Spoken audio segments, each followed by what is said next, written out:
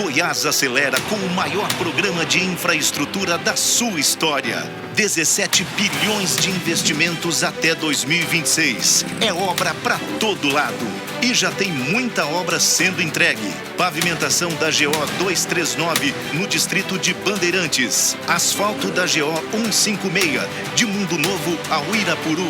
A GO 180 em Jataí já está pronta e inaugurada. A GO 080 entre Goianésia e Barro Alto foi reconstruída. As rodovias 306 e 341 na região de Mineiros também já foram entregues. A duplicação da saída de Goiânia para Bonfinópolis e o viaduto da Fé em Trindade estão em ritmo acelerado e a duplicação de Morrinhos para Caldas Novas já foi iniciada e vem muito mais por aí. Goiás, o estado que dá certo e tem o melhor governo do Brasil. Oi, meu nome é Bárbara Noleto, eu sou repórter do jornal Opção e hoje eu estou aqui com a Inaí Sequeira Curado, que foi a mais jovem vereadora eleita em Pirenópolis, além de ser a 4ª mulher na cidade a ir para a Câmara, né? Assim, para começar, meus parabéns e minha admiração pelo seu trabalho. Olha, muito obrigada pela oportunidade, Bárbara, agradecer toda a equipe aí do jornal Opção por poder estar aqui com vocês hoje e falar um pouquinho da minha caminhada e do futuro aí das eleições e sobre Pirenópolis. Então, eu acho que a gente pode até começar pelas eleições e depois contextualizar um pouco pela sua história. E aí, chegando às eleições, como está o coração, as preparações? Coração cheio de esperança, eu creio muito em dias melhores para Pirenópolis e esse é o sentimento que está movendo o cenário das eleições municipais, né? A gente está aqui numa pré-campanha, nem de fato começou ainda, mas o sentimento da população é esse. Vamos renovar, vamos ter esperança, né, mesmo de que vem coisa melhor por aí. E de onde vem a sua vontade de se candidatar? Bom, a pré-candidatura a prefeita ela foi lançada através de um clamor popular inicialmente. Eu sou vereadora, né? Estou aí no 4º ano de mandato e através do meu trabalho começou a surgir na cidade. E aí, Naê, não quer ser prefeita? A gente está precisando de uma nova prefeita, a gente está precisando de novos ares na sociedade. Então a gente pegou e falou assim, olha, vamos analisar a situação. Se tem a vontade popular, vamos analisar a viabilidade disso. E foi quando a gente começou a fazer pesquisas para entender o sentimento da cidade e a viabilidade dessa pré-candidatura, né? E hoje a gente tem muita confiança de que é uma eleição possível, de que é uma caminhada, embora não seja fácil, é possível de ser concretizada. Então, assim, a gente fez uma caminhada bem firme, bem ciente mesmo, sem aventura política, no sentido de fazer o que é melhor para Pirenópolis. Então, não tem outro motivo a não ser esse para a gente ter lançado essa pré-candidatura à prefeitura. Realmente, eu vi uma pesquisa recente que apontava que você estava com cerca de 30% da intenção de voto, se eu não me engano. Como você avalia não só esse dado, mas também, com base nisso, como você avalia o atual prefeito? Bom, é claro que eu sou oposição a ele desde o início, né? Para mim, a minha opinião, que também é a opinião pública e o que está dando em pesquisa, que a gestão está péssima. Infelizmente, foi uma gestão mal feita, mal planejada e agora no 4º ano ele quer tentar fazer alguma coisa e está fazendo mal feito. A gente vê que não teve planejamento de fato nessa gestão quando a gente começa a observar ele devolver recurso para o governo federal por incapacidade de utilizar. Isso para mim é uma prova muito grande de falta de planejamento, de falta de gestão. E isso é algo que a gente espera de um principiante, né? Que até nos surpreende porque ele já tem muitos outros mandatos e está tendo atitude de político de primeira viagem. Eu queria que você falasse um pouco mais sobre esses recursos que retornaram. Bom, vou citar 2 exemplos recentes e que são temas que todo mundo acompanha, que é a questão da cultura e de infraestrutura. Por exemplo, ele não conseguiu utilizar o recurso da Lei Aldir Blanc, que era emergencial para os artesãos da cidade. Devolver o recurso que era para reformar 4 quadras na cidade, incluindo a quadra do Carmo e a quadra de Radiolândia, que está num estado assim lamentável. Inclusive a população, eu estive pessoalmente no local, as crianças fizeram um abaixo-assinado num trabalho de escola, inclusive, que eles estavam fazendo sobre política pública. O clamor lá é tanto e ele devolve o recurso para reformar essa quadra, né, realmente é inadmissível. Fora uma série de programas do governo estadual que bateu na porta da prefeitura e eles não assinaram um convênio. Então, assim, a gente tem inúmeros exemplos, inclusive o programa do governo estadual de fazer o recapeamento nos municípios. Pirenópolis foi um dos únicos municípios, pelo menos que eu tenho conhecimento, que não recebeu o programa porque o prefeito não assinou o documento. E eu vi uma movimentação sua também, uma notícia um pouco mais antiga, sobre o plano diretor que seria votado e autorizaria a construção de resorts. E você suspendeu essa votação. Eu queria saber sobre o motivo, como foi, qual é esse processo, o que está em jogo aí exatamente? Bom, o plano diretor é muito mais complexo do que isso, né? Essa proposta que a gente conseguiu, através de uma decisão judicial, suspender. Todo o procedimento dessa revisão do plano diretor está completamente viciado, começando pela não realização de audiências públicas. Aí depois que foi para a Câmara também não realizou audiência pública, que é obrigatório pelo Estatuto da Cidade, que tanto o Poder Legislativo quanto o Executivo efetue as audiências públicas. E se a gente for voltar lá no começo, quando eles proporam essa revisão, eles propuseram ela em confronto a uma decisão judicial transitada em julgado, que era o quê? O doutor Sebastião, que era o juiz da época, falou, olha, não pode haver novas audiências públicas de revisão do plano diretor se não houver estudos específicos, quais sejam abastecimento de água, capacidade de energia, a questão do saneamento no que diz respeito a resíduos sólidos, limpeza urbana e uma série de situações. O município nunca apresentou esses estudos, ignorou essa decisão judicial e começou uma nova proposta. Só que não é assim que funciona, porque o plano diretor ele tem que ter uma continuidade. Eu até brinco que o legislador, ao propor essa revisão do plano diretor a cada 10 anos, a intenção dele era que a cidade aprendesse com isso. Por que revisar? Ver o que nós não atingimos, qual foi o motivo. E quando o município tenta fazer essa ruptura, ele quebra esse processo de aprendizado da sociedade. Por exemplo, o plano diretor que nós temos vigente, o município em 20 e tantos anos não conseguiu cumprir nem metade desse plano. Então a gente tem uma grave situação aí de gestão também. E depois o processo na Câmara também foi viciado e eu entrei com um mandado de segurança, no sentido de eu não ser obrigada a votar algo que eu tinha plena consciência de que estava tramitando de forma incorreta. Então foi esse mandado de segurança que parou essa tramitação. Recentemente a gente teve uma reunião com o Ministério Público no sentido de fazer um acordo com a Prefeitura para a gente tentar resolver a situação. Mas o município não aceita, o município quer que o plano prossiga da forma como está, prevendo uma expansão urbana muito grande, ignorando os aglomerados existentes, que ele não regulariza nossos povoados, não regulariza nossos aglomerados, por exemplo, Mata Velha, entre outros. Isso ele poderia fazer independente de plano diretor, poderia fazer pela regularização fundiária. Então, se a gente for falar do plano diretor, vai ser assim, pode preparar 1 hora, pela série de situações irregulares que tem na proposta. Foi um plano diretor que foi feito sem dúvidas para beneficiar determinados grupos em detrimento do povo. Naê, você é uma mulher, você é jovem, você está ativamente na política. Eu queria te perguntar sobre as outras figuras políticas do estado e da cidade. Quem você tem uma relação melhor, quem está próximo, te auxiliando de alguma forma? Eu vi que você tem o apoio do governador Ronaldo Caiado e eu queria saber se além dele tem outros nomes. Pois contar com o apoio do governador, ainda mais um governador tão bem avaliado como o Caiado, de fato é um presente, né? Eu fico muito feliz com o apoio dele, com a missão que ele me deu também de presidir o partido dele lá em Pirenópolis. Mas nós também temos aí o apoio de uma figura que, embora não esteja com mandato, é um grande político que eu admiro muito, que é o Zé Mário, né? Hoje presidente da FAEG, a deputada federal Marussa, o deputado estadual Virmontes. Viemos aí também contando com o apoio do senador Wilder, né? Então, em nível estadual, eu fico muito feliz com os nomes que têm se disponibilizado a nos apoiar.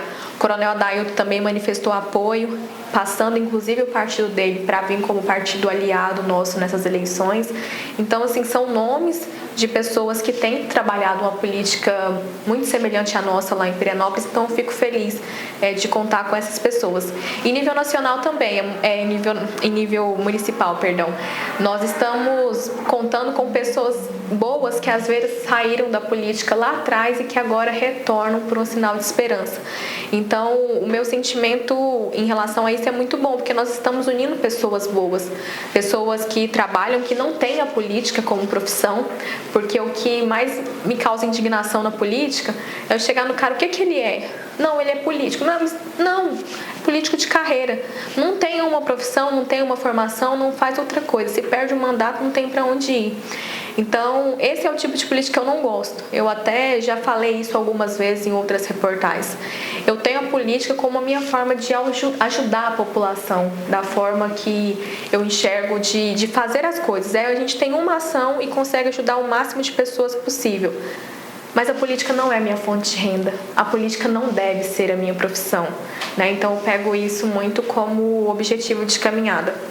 Inclusive, eu vi que você vem de uma família de empresários rurais. Você pode falar um pouco sobre essa sua visão para a cidade?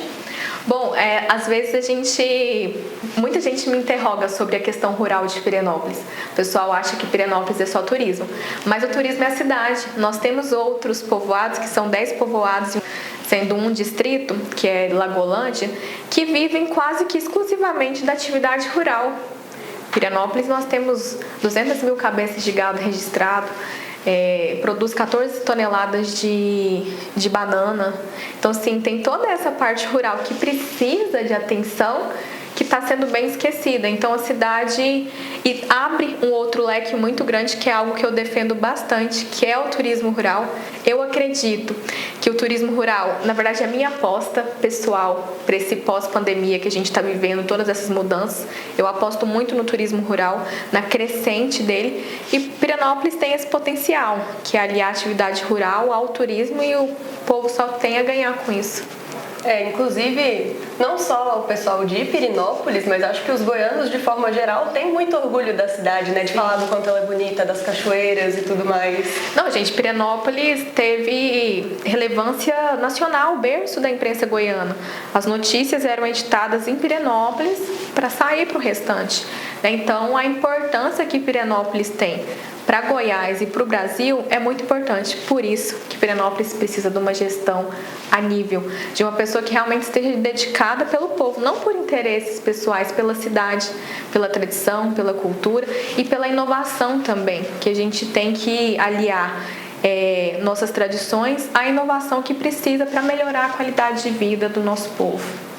Agora eu quero voltar em um assunto que talvez não seja tão agradável para você, então me perdoe já previamente. Mas eu vi as notícias sobre o caso que o seu gabinete chegou a ser invadido por um stalker, né? Meu escritório. E em Goiás esse número vem aumentando, são cerca de 300 mulheres por mês que fazem essa mesma denúncia. Então eu queria saber não só como foi a situação para você, mas também como lidar com essa situação, para caso alguma seguidora esteja assistindo aqui se perguntando como lidar se estiver nesse lugar, né? Sim. Olha, primeiro eu gostaria muito de agradecer à Polícia Militar e à Polícia Civil do Estado de Goiás. Demonstra mais uma vez o quanto a segurança pública do Estado de Goiás melhorou. Porque quando aconteceu a situação, eu estava no meu escritório de advocacia. E aí, logo que eu consegui sair daquele cenário, eu desci na delegacia. Imediatamente tive todo o apoio da Polícia Civil e da Polícia Militar, no sentido realmente de encontrar e identificar, porque a princípio poderia ser qualquer coisa, até uma motivação política, que de fato a gente não conseguiu confirmar se foi ou não, mas a gente conseguiu confirmar que ele me viu num jornal e a partir disso foi para Pirenópolis, né, atrás. Só que, graças a Deus, correu tudo bem. Hoje estou com a medida protetiva, né, com acompanhamento da Polícia Militar aí através da Patrulha Maria da Penha. Então, eu fico com mais segurança hoje realmente de poder contar com o apoio. E se eu pudesse deixar uma dica, a gente tem que manter muito firme e não deixar de denunciar, porque a partir do momento que a gente faz a denúncia é quando a gente começa a ter a proteção do Estado, né? Então, acho que é muito nesse sentido. E eu, enquanto pessoa pública, eu não poderia me omitir diante dessa situação. Eu tinha um dever para com todas de denunciar e mostrar, olha, tudo bem, acontece com todo mundo. Vamos dar a mão e vamos pegar na mão do Estado para a gente conseguir sair desse tipo de situação. E você mencionou que tinha chance até, investigaram sobre uma violência política. Eu queria te perguntar sobre a diferença de gênero dentro da política, né? Porque ainda é muito desigual esse espaço. É um grande espaço de poder que ainda é muito pouco ocupado pelas mulheres. Como é para você estar nesse lugar e o que você enfrenta como desafio para se manter nele? Bom, se eu falar que é fácil, eu vou estar mentindo, mas eu enfrento com muita perseverança porque eu acredito muito no caminho que eu estou abrindo para outras mulheres lá na cidade também. E quando a gente fala de espaço de poder, eu defendo a diversidade no espaço de poder. Porque eu acredito que quando a gente tem pessoas iguais no centro de poder, querendo ou não, a gente tem uma visão limitada. E corre o risco de fazer políticas públicas que atinjam só determinados grupos. E quando a gente tem uma diversidade, a gente está construindo política pública para todo mundo. E para a política pública ser efetiva, ela tem que ser para todos. Não adianta fazer política pública para meia dúzia de pessoas. Então, eu sempre defendo a participação feminina nesse sentido. Nessa situação da gente ter pessoas diferentes pensando com o mesmo propósito, que é construir uma política pública aplicável para toda a sociedade. E eu acredito muito mesmo que nessas eleições agora a gente tenha outras mulheres eleitas, porque lá em Pirenópolis, quando eu assumi a Câmara, eu entendo que alguns, até no sentido de querer proteger às vezes, eles achavam errado eu me manifestar. Embora eu tinha sido eleita democraticamente como qualquer outro.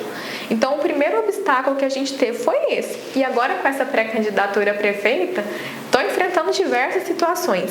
Mas eu tento me manter o mais firme possível no sentido de que não se trata da INAE. Se trata de algo muito maior que isso, de uma luta de muitos anos, de tantas outras que teve antes e tantas outras que virão depois. Então, acho que eu sou parte nesse caminho e estou tentando deixar melhor para quem vem atrás de mim. E se você tiver que descrever o que é mais importante para a INAE como política, o que é? Em uma frase? Pode. Bom, para mim, enquanto política, o que eu mais tenho felicidade é eu sair na rua e falar: INAE, muito obrigada por esse projeto, muito obrigada por estar lutando por nós. Então, a minha satisfação é eu concluir meu dia, sabe, consciente que eu dei o meu melhor. Então, eu não sei quanto tempo vai durar a minha caminhada política. Eu espero que seja muito, porque isso me faz muito bem quando eu concluo um dia de caminhada, de corrida política. Mas é uma relação com o povo, né? E eu falo assim, enquanto o povo me quiser, enquanto eu tiver disposição para ajudar, que é me doar por inteiro, que é o que eu tenho feito há 4 anos, eu vou continuar. A partir do momento que eu já não conseguir mais, não ter toda essa disposição, uma hora a idade chega também e os planos mudam, daí eu vou pedir licença para que outra pessoa chegue para assumir. Porque não dá na vida pública não dá para você dedicar 30%, 50%, é tempo integral. Você é político o tempo inteiro, vai receber ligação 1h da manhã, vai ter problema para resolver, ainda mais lá em Pirenópolis, que eu tenho problemas diversos na cidade e povoados, né? Então tem que ter muita disposição. E eu fico feliz por estar entregando essa minha disposição e receber o carinho do povo. Quando alguém me convida, eu acho o máximo isso, eu falo isso lá em casa. Nai, vem almoçar comigo, parece uma coisa simples. Mas quando eu chego na casa da pessoa, você vê que ela preparou tudo, o melhor que ela tinha para receber. Isso me traz uma felicidade tão grande, mas tão grande que eu falo, eu acho que eu tô no caminho certo, vou continuar. E só para encerrar, eu queria saber se você gostaria de deixar algum recado final para os nossos seguidores e leitores aqui hoje. Bom, recado final para acompanhar o Jornal Opção, que tem dado muitas notícias aí sobre a política dos municípios e a política estadual. Eu agradeço muito sempre o trabalho que a mídia faz de levar a notícia, né? O Jornal Opção eu tenho acompanhado sempre. E é isso aí, lê a nossa matéria, nos siga também nas redes sociais e deixar meu muito obrigada para todos vocês. Muito obrigada. Eu que agradeço.